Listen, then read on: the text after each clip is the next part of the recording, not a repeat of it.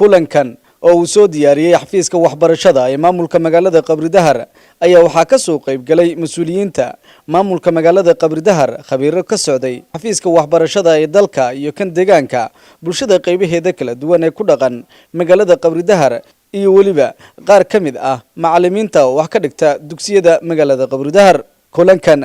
ayaa waxaa lagu gorfeynayay tayada iyo kor u qaadida waxbarashada dugsiyada magaalada Qabri Dahar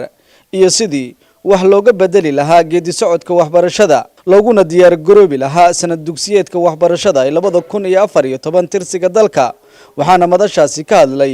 ku-xigeenka duqa maamulka magaalada Qabri Dahar mudane Wali Xasan Kaahin iyo madaxa xafiiska waxbarashada ee maamulka magaalada Qabri Dahar mudane Axmed Xashi waxaad u jeedaan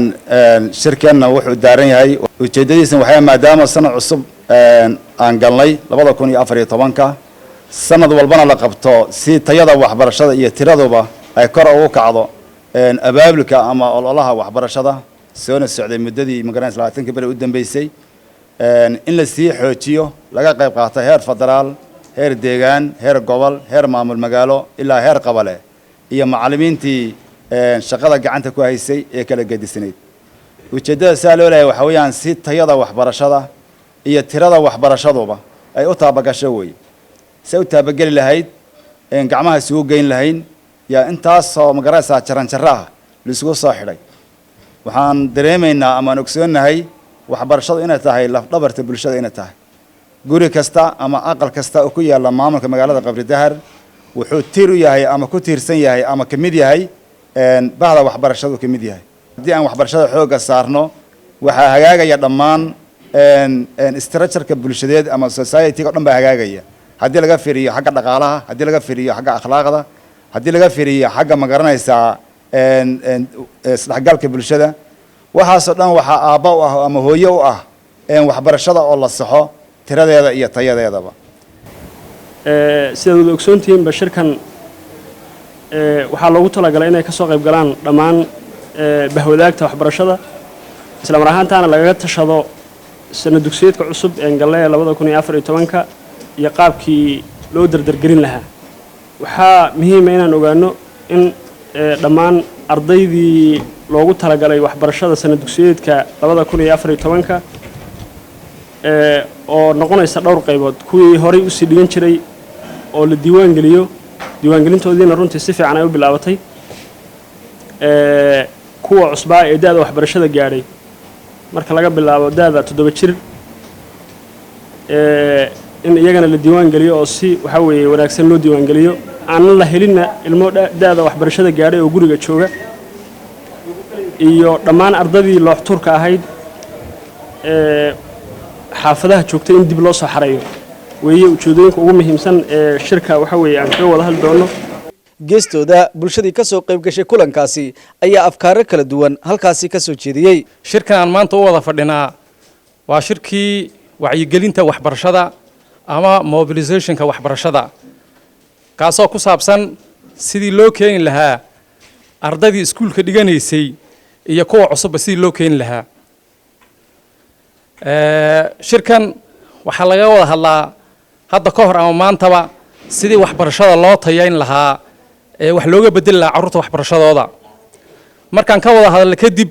halkaas ay inoo taagnayd maxaynu xallinay maxaysan ku darhaa lama yidhaahdee intii la sheekayan baa la kala tagaa sanadka dambana mobilizationkii baa jiran baa la yidhahdaa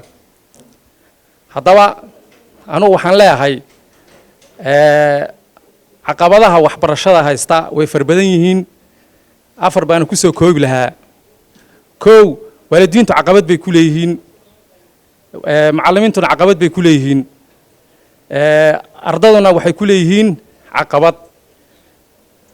dugsiga wax lagu baranaya isna caqabad wax ku leeyahay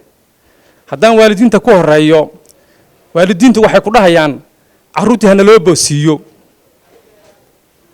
hadda waa laga shaqeeyay carruurtooda booday dugsigan hoose Sheekh Cabdiwahaab baan joogaa carruurtii dhiganaysay 50% baan diiwaan geliyay 50kii kale ma aan hayo shahaadooyinkii 50 baan iga qaadanay arday way wada boodeen 7aad 8aad 6aad 5aad bay wada tageen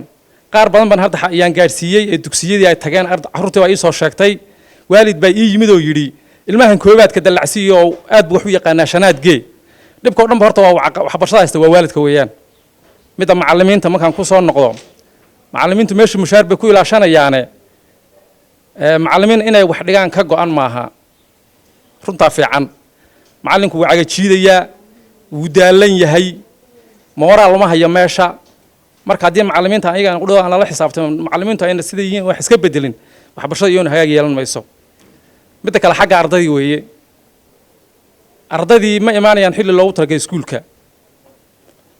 saad ogtihiinba 2 saac cashirku ugu bilaabmaa ardaygu 1 saac iyo 45 daqiiqo waa inuu fiilada gala weeyaan 2 saac iyo badh ba ardayda soconaysaa haddaad waalidkood u yeedhood wax u sheegto haddii ardayda aad safi kula hadasho haddaad magacooda qortood u hanjabto wax walba horta waxba iskama bedelayaan waxay ku dhahayaan ardaydii baana lagu haystaa taana waa caqabad saddexaad weeye dugsigii caqabad buu leeyahay meesha meel waxbarasho ku haboonba ma aha geed haddaad abuurto waa la bixino waardi ma la meeshii hadda fuaad baa nala jooga hordogaan buu nagala joogaa sanad walba wuu noo yimaadaa waxaa ma soo kordhiyaan waardi male meeshii xog hayn male ICT buu ka shaqeeyay ICT maxaan ku shaqeynaa meeshayba nar ma lahe ICT ma haysano maxaan ku shaqeynaa marka caqabadahaas oo dhan markii la furo meesha waxbarashada waxba iska bedelaya barnaamijkan saaka laga hadlaayo waa mid faa'iido ballaaran noo leh waana midaynu horay ugu soo jiray oo shaqo aynu horay u haynay bay ahayd arrintan ka duulayno waxa weeyaan waxna waa sixitaan waxna waa seero ma ogin wax seero ah laakiin waxyaalo badan oo sixitaan u baahan yaa jira ciyaalku macallin kuma filla keliya waalid keliyana kuma filla in gacmaha layska wada qabsado oo layska kaashado u baahan yahay Lumaan Cabdi Axmed SRTV magaalada Qabri Dahar